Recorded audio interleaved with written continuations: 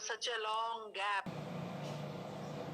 कि कैसे जो है आपका अमोनिया कि कैसे हम अमोनिया गैस को बना सकते हैं।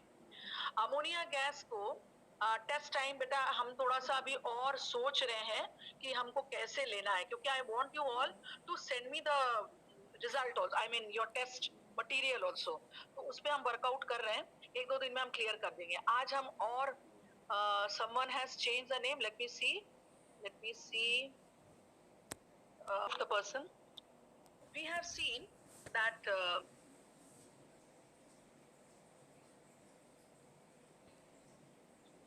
so we will see, this is another you know what, when I allow the children to be in the waiting room, we have seen ammonia gas, we have seen that how it is prepared in the lab.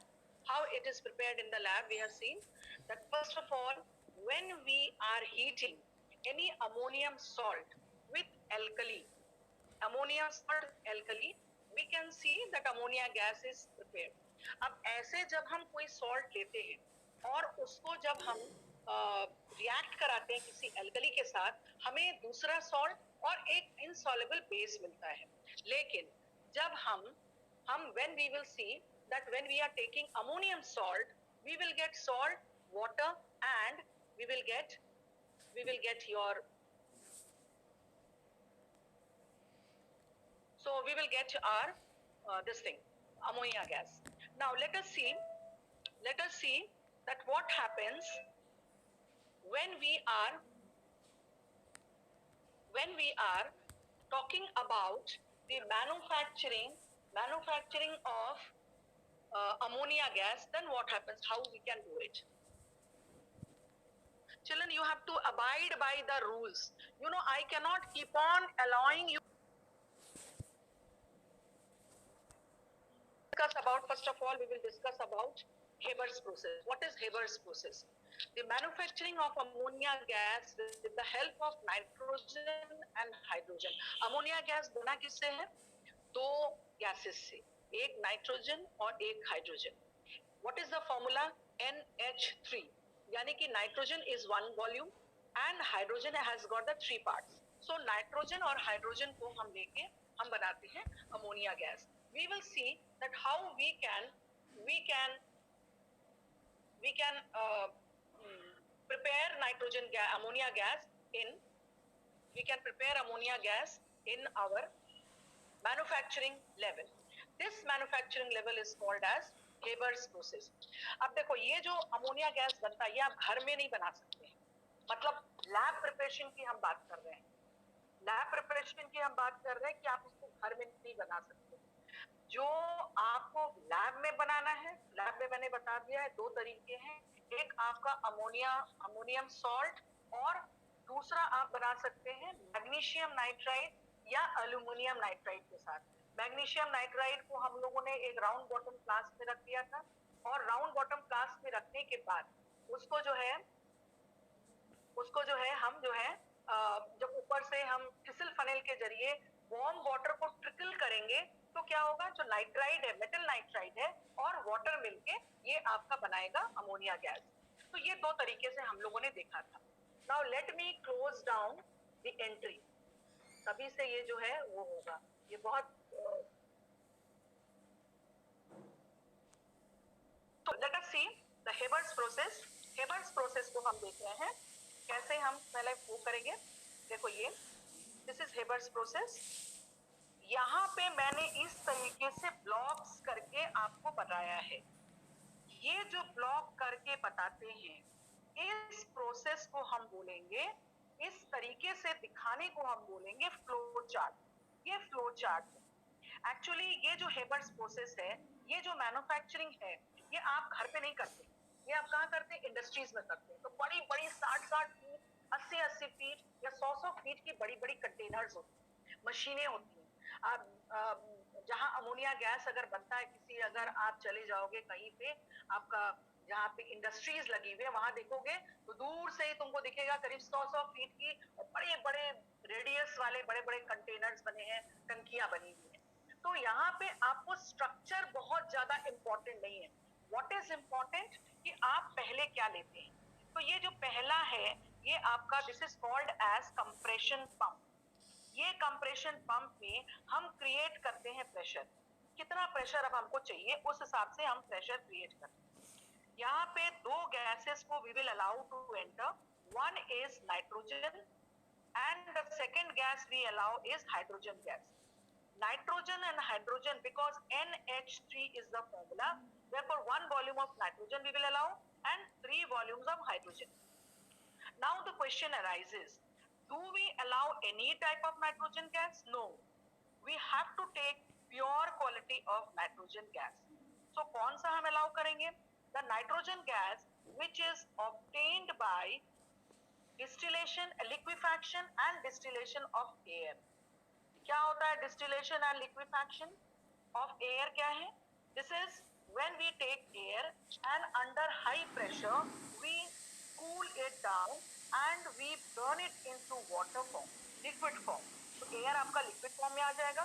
This air contains oxygen gas, this air contains nitrogen gas और उसको जो है हम क्या करेंगे कि we will allow it to this thing, I mean देखो यही होता है, मुझे मैसेज मिलता जा रहा है मैम अलाउ करिए और वो मुझे देखना पड़ रहा है कि कौन आ रहा है कौन नहीं आ रहा है।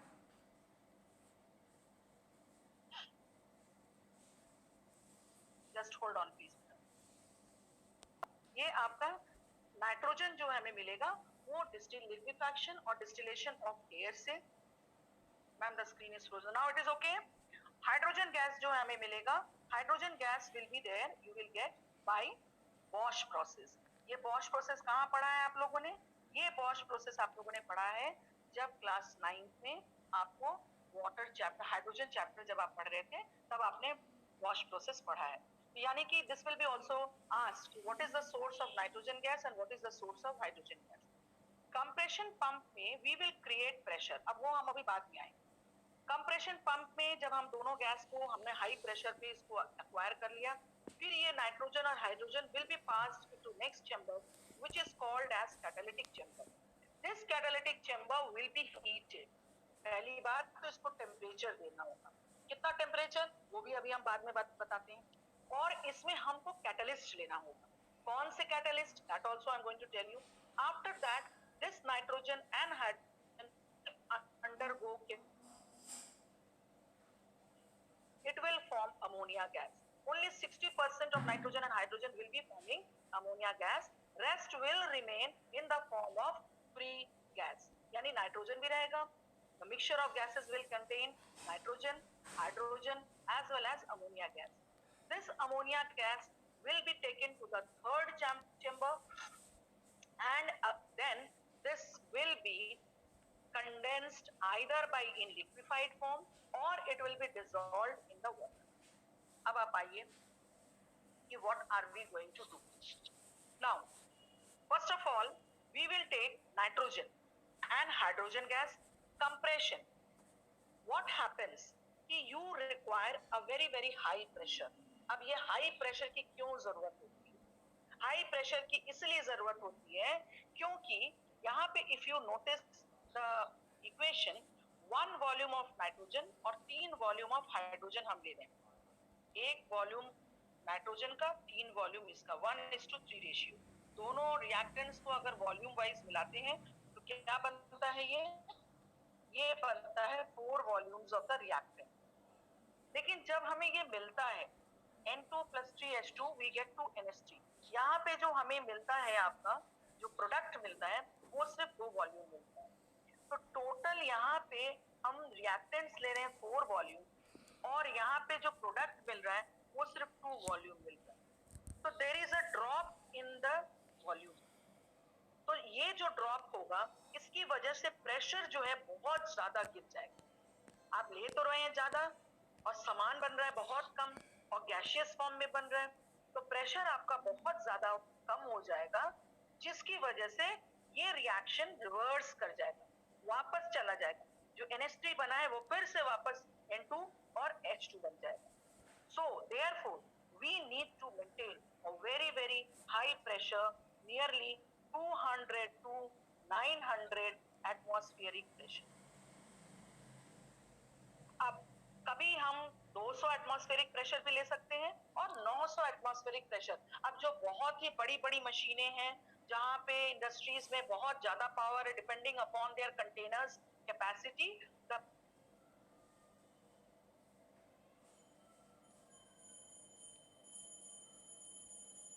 ये प्रेशर हम यहाँ पे देंगे and that can be between 200 atmosphere to 900 atmospheric pressure. देख लीजिए अच्छे से। If you want to, if you wish to note it down, you can note it down.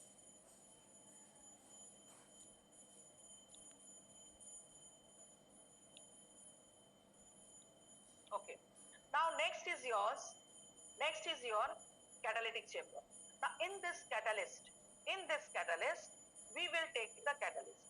Now the catalyst can be you can take the catalyst finally divided iron and molybdenum as a promoter. Catalyst किसको हम बोलते हैं? What is catalyst?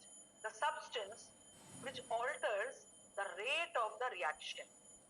Whatever reaction is taking place here, the rate will be altered. Never say to make the reaction rate faster. कभी मत बोलिए, क्योंकि catalyst दो तरह के होती हैं, पॉजिटिव भी और नेगेटिव। पॉजिटिव वाला तो बढ़ाएगा रेट, नेगेटिव वाला वो घटाएगा। तो हमेशा वर्ड यूज करिए ऑल्टर, ऑल्टरेशन। प्रमोटर क्या है? ये प्रमोटर जो हम ले रहे हैं MO, प्रमोटर जो है increases the efficiency, नहीं, promoter is increases the efficiency. You are correct. Efficiency of the catalyst. Catalyst को सुधारने के लिए, wait then,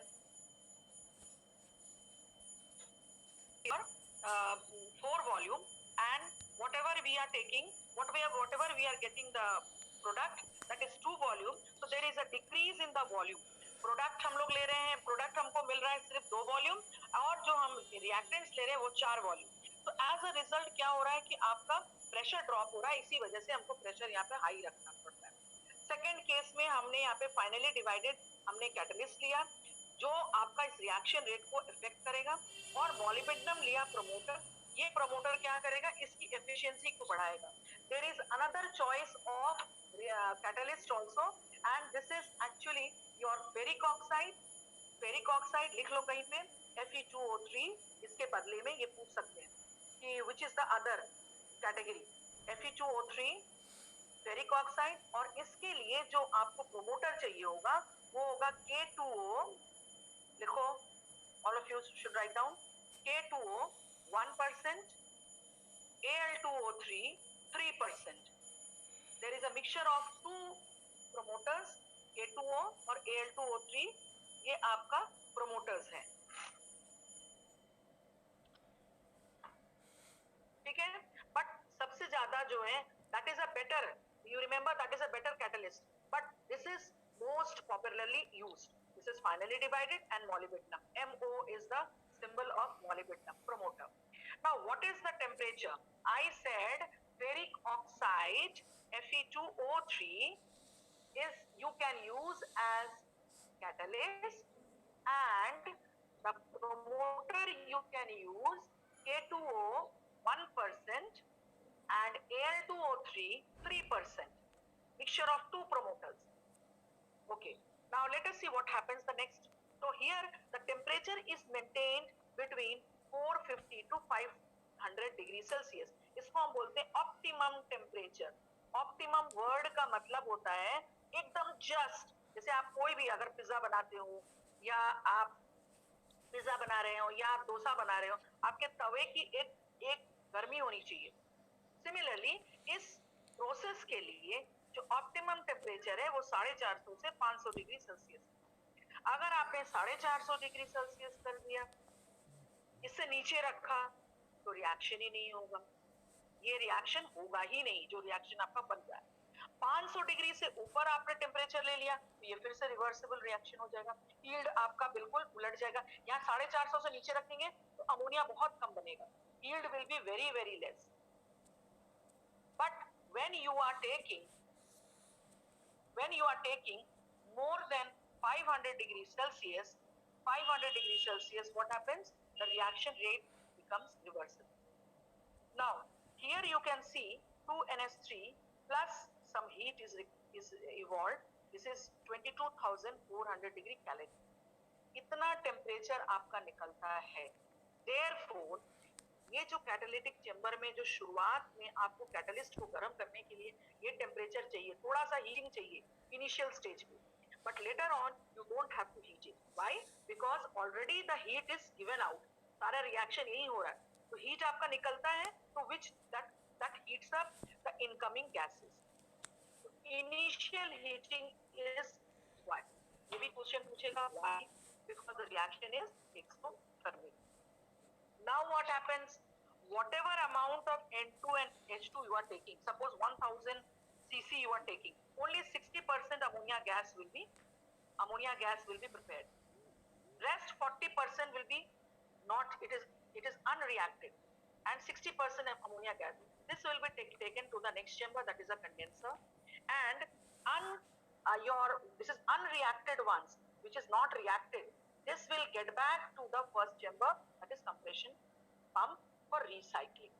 40% of N2 and H2 will be taken back. This is very, very, very, very important. You will get it in your half-yearly examination or the test, and in 2021 boards also. Now, अब यहाँ पे the question is, how are you going to get this ammonia gas? You can obtain it in the form of liquid ammonia. या तो liquid ammonia के form में करिए. कैसे करेंगे? लिक्विफाई करके. कैसे लिक्विफाई करेंगे? You can liquefy by suddenly by allowing it to expand. ये पाइप से लाके अचानक इसको बड़े से नोजल एक पाइप में आप अलाउ करेंगे गुजरने के लिए, और बहुत छोटे छोटे आपका उसमें ओरिफिस, छोटा छोटा उसमें छेद होना चाहिए, पोर्स होने चाहिए, और ये जैसे ही प्रेशर, ये हाई प्रेशर के साथ ये गैस आके निकलेगा उसमें से, it will turn into liquid. दूसरा क्या है, यानी कि अगर आपने प्रेशर को अचानक खत्म कर दिया, यहाँ पे इतना प्रेशर आप ले रहे हो, ये प्रेशर पूरा मेंटेन्ड है यहाँ पे, अचानक अगर आपने प्रेशर को बहुत डाउन कर दिया तो ये लिक्विड फॉर्म में change. This is one method. Second method is by dissolving this gas into water. कैसे आप डिसॉल्व करेंगे? ये पहला वाला जो मैंने बताया था, by funnel arrangement. Now what is the problem? Why you cannot take water and dissolve it in the water? Why we cannot do this? We cannot do this. Why? Because the moment you allow it to dissolve in water, इसकी solubility is too high. कितनी solubility है? अगर आपने एक volume water लिया, वो 700 volume of ammonia उसको तुरंत उसको डिसॉल्व कर, 700 वॉल्यूम, मैंने एक ड्रॉप ऑफ आपने वाटर लिया, ये 700 drop of water ammonia gas को डिसॉल्व कर सकता है. तो जो इतनी सॉल्युबिलिटी हाई, जिसकी वजह से हम क्या करेंगे कि हमको एक मेथड फॉलो करना पड़ेगा, और उस मेथड का नाम है फनल अरेंजमेंट. इसमें क्या करते हैं, हम पाइप को डायरेक्ट वाटर में नहीं डालें, हम पाइप के मुंह में एक बड़ा सा फनल अटैच करेंगे. इसी वजह से इसका नाम है फनल अरेंजमेंट. इस फनल का surface area is very big, and we will dip, ये लास्ट क्लास में भी मैंने डिस्कस किया था, इसको ऐसे अरेंज करेंगे कि इसका सिर्फ 2 मिलीमीटर जो है, जो फनल का, ये पानी के अंदर डिप रहेगा. सिर्फ 2 मिलीमीटर, ज्यादा नहीं, यहाँ तक नहीं डुबा देंगे, सिर्फ 2 मिलीमीटर हम डिप करेंगे, और अलाउ करेंगे अमोनिया गैस को टू एंटर. जैसे ही ammonia gas will come into the contact with water, because of the high solubility, water will be pulled inside, water will be sucked in. Water जैसे ही सक इन होगा, वाटर जब तक यहाँ पहुंचेगा तब तक ये जो लेवल है वाटर का, ये फनल से नीचे उतर आएगा. अपना कांटेक्ट वाटर का और फनल का खत्म हो जाएगा. तो जब ही जैसे ये पानी इसको और फर्दर नहीं मिलेगा, तो पानी और खींच ही नहीं पाएगा. नाउ अमोनिया गैस आप कंटिन्यूअसली इसमें फ्लो कर ही रहे हैं, तो water is becoming more and more dissolved with ammonia gas. As a result थोड़ी देर बाद it will become very heavy and the whole water will drop. सारा वाटर धाम से नीचे गिरेगा. अब यहाँ पे प्रीवियसली तुमने जो लिया है, दिस इज क्लीन वाटर.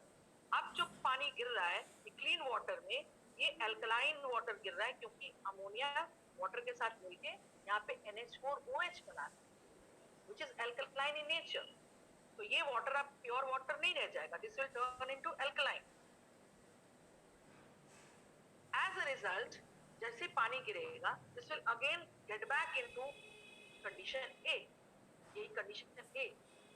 फिर अमोनिया गैस आ रहा, फिर से सक्शन होगा, फिर ये बन जाएगा. इस तरीके से अगर देखोगे, तो कभी ए कभी बी कभी ए कभी बी करते करते ये जो है पानी जो है ये बहुत हल्के अल्कलाइन नेचर से ये थोड़ा और सैचुरेटेड होता चला जाए. डिपेंडिंग अपॉन योर नीड, आपको जब नहीं जरूरत होगी आप बंद कर सकते हैं. But this is the way how we dissolve from A to B, B to A to B, ऐसे होता है. So this is by how we will either we can take it in the liquid form. This liquid form will be known as liquid ammonia, and this will be called as liquor ammonia. और अगर बहुत saturated ले लोगे, ammonia बहुत ज्यादा dissolve करोगे तो Fortis बोलोगे, और नहीं तो बस लिकर अमोनिया ही बोलेंगे. Okay okay. Now let us see the next thing. Now what are the main your physical properties of ammonia gas? Physical properties we will see.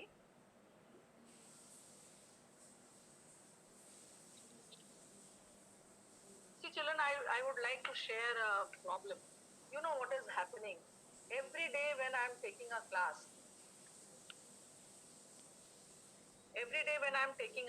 It is happening that you all are late.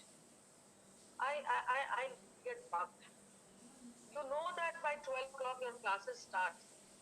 You have to somehow enter by 11:05 or 11 o'clock. Suppose 5 minute हम रुक सकते हैं, 10 minute भी रुक सकते हैं. इसके बाद भी तुम लोग आधा घंटा बाद, 40 मिनट बाद एंटर कर रहे हो. कहाँ है आपकी सिंसियरिटी लेवल? और just tell me one thing, आज किसने रीनेम किया था? Who renamed? Next, what I was discussing with you, that yes, it is corrosive.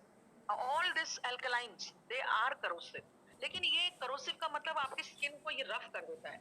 ये एसिड की तरह corrosive नहीं है. जैसे साबुन तुम अगर इस्तेमाल करते हो तो बहुत ज्यादा अगर साबुन अगर आपने हाथ में लगाया तो क्या होगा? हाथ टुकड़ा होगा. तो इतना ही होगा. माने ये माइल्ड corrosive होता है स्किन के लिए, नॉन पॉइजनस है.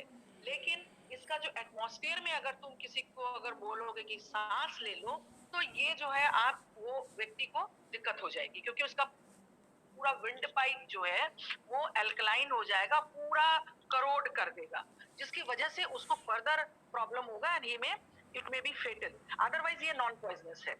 Now what is the solubility? मैंने क्या बताया कि अगर आप 1 वॉल्यूम ऑफ वाटर ले लेंगे, that can dissolve 700 volume of ammonia gas. इतना हाई सॉल्युबिलिटी है, मैंने सटाक से पूरा एकदम एब्सॉर्ब कर दिया. इसको दिखाने के लिए, इसको प्रूव करने के लिए there is a experiment which is called as fountain experiment. What is the word fountain means? Fountain word का मतलब है झरना.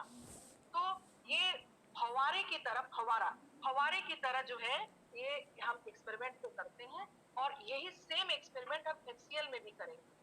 उसमें जो है आपका डिफरेंट कलर दिखाएगा, इसमें डिफरेंट कलर दिखाएगा. क्लास सिचुएशन में मैं इसको टीचिंग नेक्स्ट बोर्ड पे दिखाती हूँ विद कलर, क्योंकि यहाँ पे हम कलर के साथ नहीं दिखा सकते.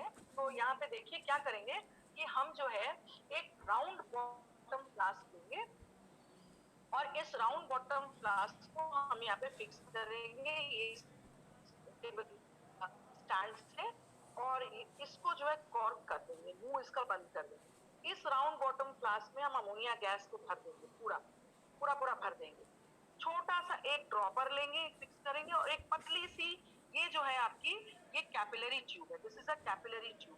कैपिलरी ट्यूब में और नॉर्मल ट्यूब में क्या डिफरेंस है? कैपिलरी ट्यूब जो होती है बहुत पतली होती है, एंड एज अ रिजल्ट इसका सक्शन बहुत हाई होता है। जैसे अगर आप मान लो कि तुमको कोल्ड ड्रिंक पीना हो, तो कोल्ड ड्रिंक पे तुम अगर मोटा ये वाला पाइप डालोगे तो वो आपको कोल्ड ड्रिंक पीने में दिक्कत होगी, लेकिन पतला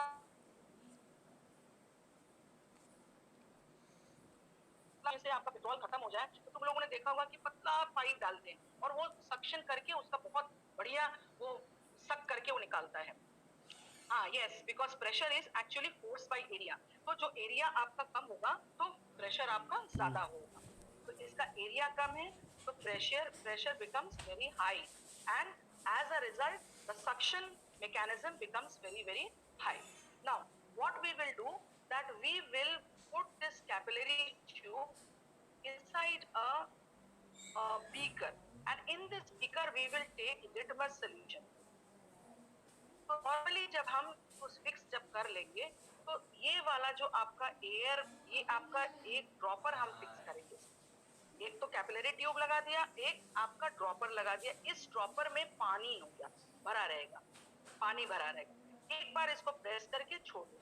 जैसे हमने प्रेस किया तो इस 2-4 बूंदे जो है बाहर निकलेंगी। ये जो 2-4 बूंद होंगी ये बहुत ढेर सारा अमोनिया गैस को एब्जॉर्ब कर लेगा। जब ये अमोनिया गैस को एब्जॉर्ब कर लेगा तो ऑटोमेटिकली इसके अंदर जो प्रेशर है वो ड्रॉप हो जाएगी। फिर से हम समझा रहे हैं, इसको हमने प्रेस किया, जो भी आपके 2-4 बूंदे पानी जो निकलेगा, ये due to high solubility of ammonia gas will be absorbed by those few drops of water. As a result, pressure inside this will be decreased, and immediately when the pressure falls down, यहाँ चूंकि it is connected with the atmospheric pressure, तुरंत ये pressure है इसको press करेगा and water will start climbing up. Which color? Red color, because the solution which you have taken red. Now the gas is alkaline in nature, therefore it is alkaline. So as a result, what will happen? When you will take red litmus solution, this will convert into blue color. So this red color solution, when it comes out, यहाँ पे pores होंगी, when it comes out, this will convert into blue color and blue fountain will turn up. ये जो blue fountain है, यहाँ तक red और ये जो blue, it appears like a magic. This is called as fountain experiment. What is asked? पहली बात तो ये पूछा कैसे जाएगा? Litmus you don't know? Mayank Tripathi, you don't know what is litmus? हाँ?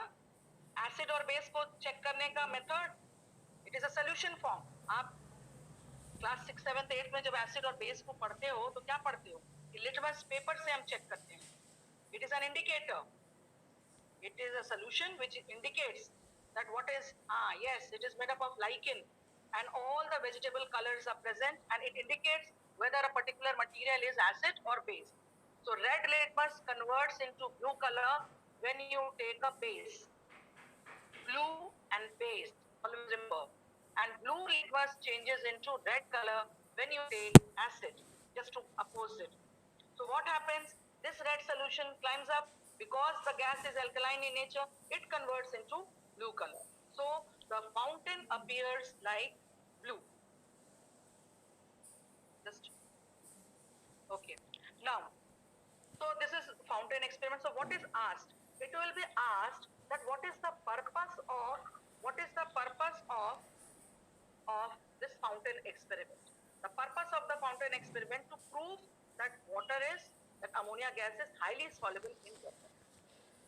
And sometimes this gas will be given, the color of the fountain will be asked, or sometimes the red litmus will be given, which gas we have taken, it will be given.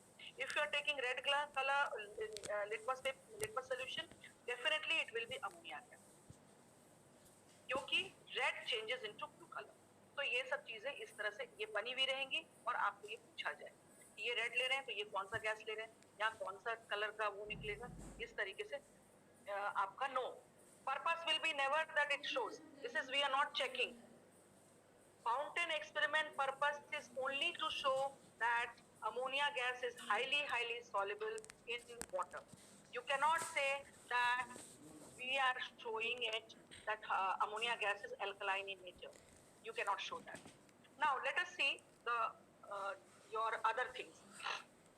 What are the chemical properties? Ammonia gas is in, it is non-combustible. आप उसको burn नहीं कर सकते. What is combustibility? Combustibility means कि अगर आपने ammonia gas को लिया और उसको ट्राई किया बर्न करने के लिए, आपने उसको वो दिखाया, तो आप जो है आप उसको बर्न नहीं कर सकते. So what we are going to do,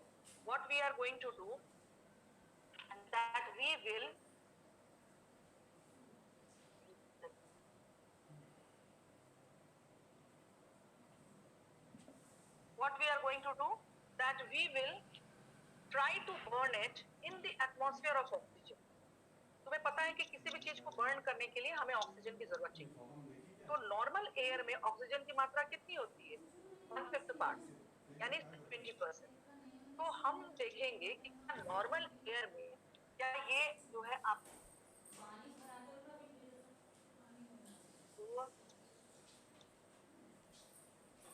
तो ये क्या बर्न होता है? तो we will see, we will burn in normal condition and we will see it doesn't burn.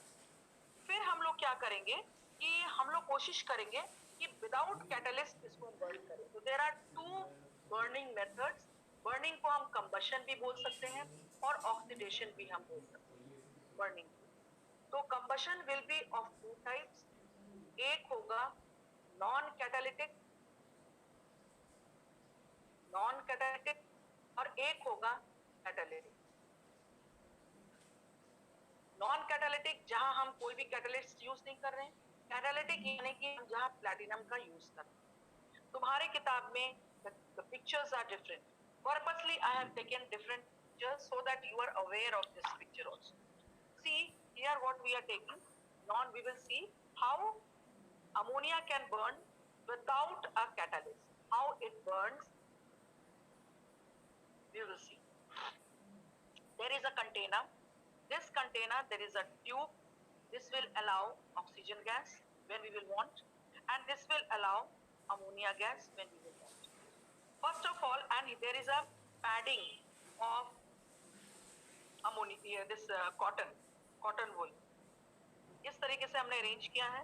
सबसे पहले we will pass ammonia gas and we will try to show light. Burning नहीं होती.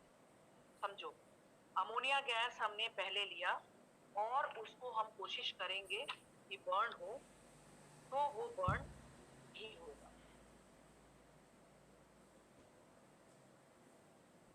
Now we will stop flowing ammonia gas. अब हम थोड़ी देर के लिए oxygen gas को फ्लो करेंगे. जो करीब 10 minutes we will blow oxygen gas. We will see here atmosphere of oxygen is created. Previously we were trying to burn it in normal air which contains only 20% of oxygen and burning doesn't occur. Combustion doesn't occur. Oxidation doesn't occur. Everything is similar. Now what we will do, that we will try to burn it in the presence of oxygen, a lot of oxygen. So we will allow the oxygen to blow inside for some time. Then we will burn this. And as soon as we burn, we will see it burn bluish green flame.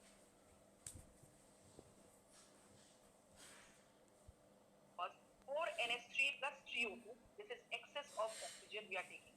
It burns to give you 2N2 plus 6H2O.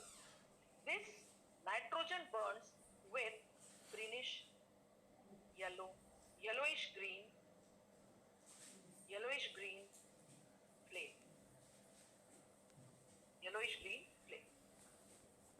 Now let us see what happens when we use a catalyst. See here, this is a beaker we have taken, and this beaker is fixed with a cork.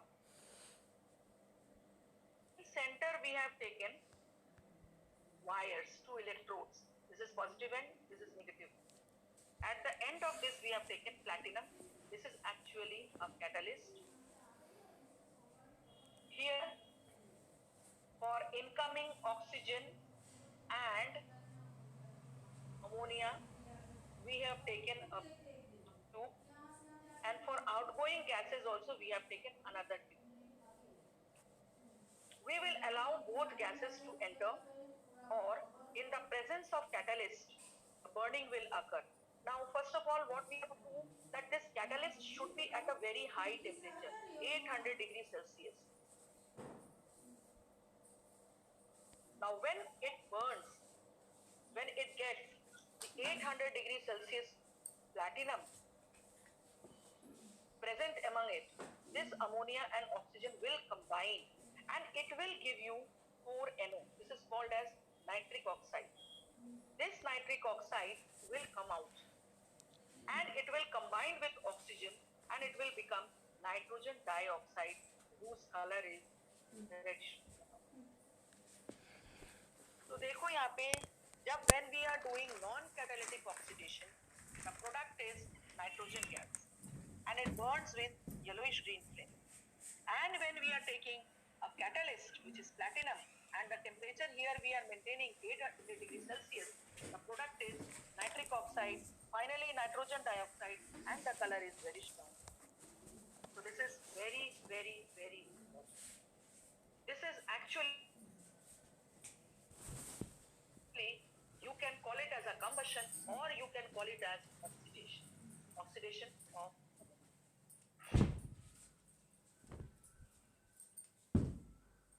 in your picture, in your book, the diagram is somewhere like this. This is for when you are taking dry ammonia gas, oxygen gas, and yellowish green. And for the other one, in the presence of platinum, the diagram is this. This is platinum we have taken, a beaker is taken, and in this, here the burning is taking place. This NO, so both will be asked. Conditions will be given and asked, so what is the end product? यहाँ पे nitrogen बन रहा है और यहाँ पे nitrogen dioxide. This you have to remember. Okay? And the heating of this, यहाँ पे आपको दिखाया गया हीटिंग जो हो रही है मैनुअली हम कर रहे हैं 800 डिग्री, लेकिन इस वाले डायग्राम में जो मैंने दिखाया है यहाँ पे हीटिंग इलेक्ट्रिकली हम कर रहे हैं. ये डिफरेंस है. Next is, this is one chemical property. The second chemical property is the reducing property of ammonia. What do you mean by reducing? Reducing means addition of hydrogen gas. पहला, addition of hydrogen gas या removal of oxygen. इन दोनों को हम reduction बोलेंगे. या तो तुम ले लो हाइड्रोजन के फॉर्म में, या तो तुम ले लो ऑक्सीजन के फॉर्म में. हाइड्रोजन का जोड़ना भी रिडक्शन है और ऑक्सीजन का निकालना भी रिडक्शन है.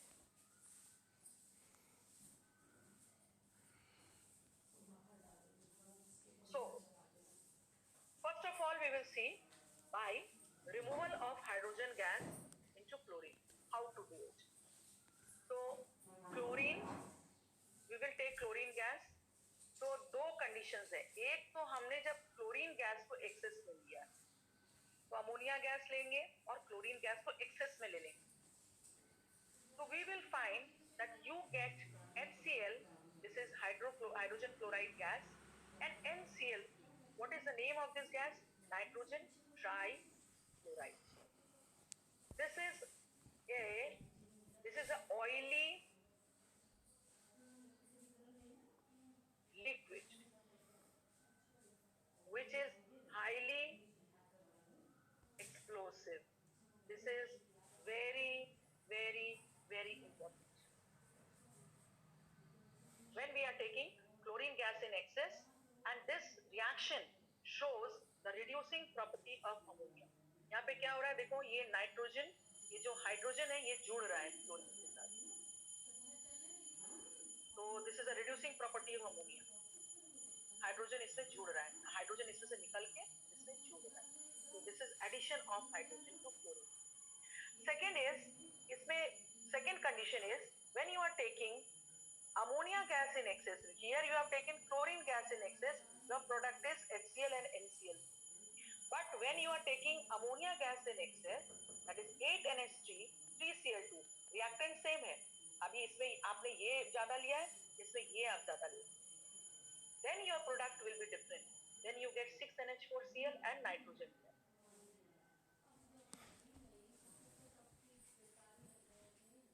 Next, the second reducing property, this is by one method. This is one method you can show by addition of hydrogen gas. Now by removal of oxygen from less active metal oxide MO. कौन कौन सा metal oxide है? दो metal oxide आप लो, एक PbO, ये भी less active metal oxide है, एंड दूसरा CuO, ये भी लेस एक्टिव मेटल ऑक्साइड. इन सबों से ऑक्सीजन को अगर हम हटाते हैं, this हटाना business will be done by ammonia gas. So this is also a reducing property of ammonia. How? Very interesting. Here we have taken a burning which can withstand very high temperature, a burning tube, and two watch glasses are taken. In this you have taken CuO. This is black in color, and this is yellowish brown in color. Strong heating will be done. Through this ammonia gas will be passed. Ammonia gas will pass over PbO. It will pass over CuO. So what will happen? That the steam will come inside. Product, whatever the material is reduced, that will come into this part, and the residue will be left over here. And what is the residue? 3CuO plus 2NH3, 3Cu. Now CuO is actually black in color. When after ammonia gas has passed for some time, you will see the black color changes into reddish brown color. Steam will be formed. ये को आपने water bath में ले लिया. This is ice. ठंडा रखा. ये condense होके the steam will convert into water, which is transparent, and nitrogen gas will be formed. This will be collected by downward displacement of water. This is nitrogen gas. So 3Cu plus 3H2O. This is also very, very important.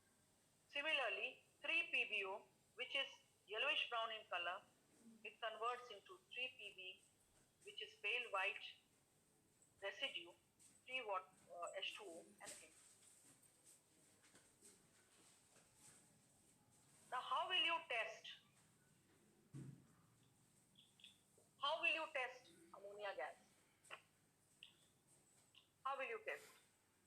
First of all, it has a sharp characteristic odor, and then if you take a glass rod and if you dip it in HCl acid, and bring it near the mouth of some test tube in which the ammonia gas is coming out, if it comes to the contact, you will see white fumes are created. So actually this white fumes are due to the formation of ammonium chloride. Ammonium chloride is a solid, और छोटे छोटे ammonium chloride के mist like particles बनते हैं. This mist like particle. Second thing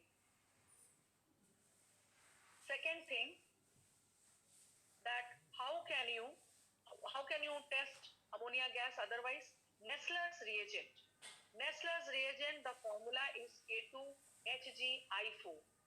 This K2HgI4 is slightly, it is transparent. It is a colorless solution sort of.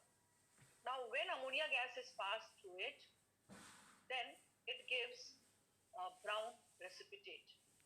So you will learn this.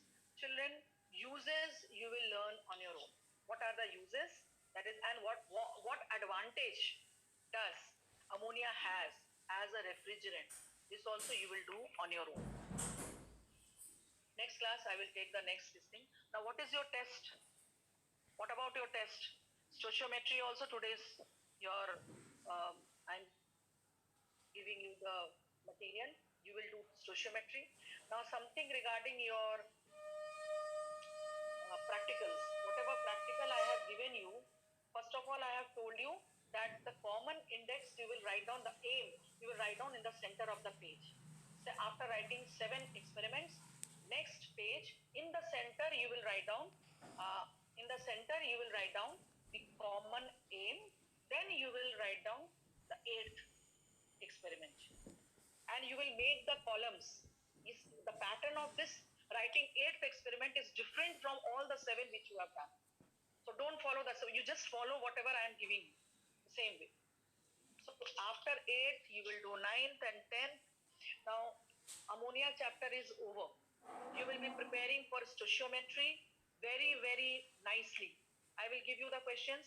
I will see how I can give you. Some are suggesting me through WhatsApp. All right, I can send you through WhatsApp, but the answers I need.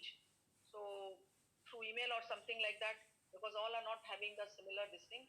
I will discuss with the principal how we can do it.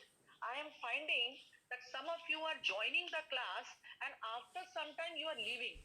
I want the name of such students. Those who are noticing, you can write down the name of such children, those who are joining, and after some time they are leaving it.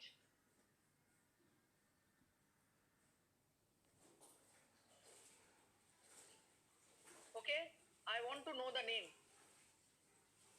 Yes, yes, very correct. From 205, the attendance is coming down. So 180 or 160, how it is happening? And you have to prepare your first chapter. You also have a nice day.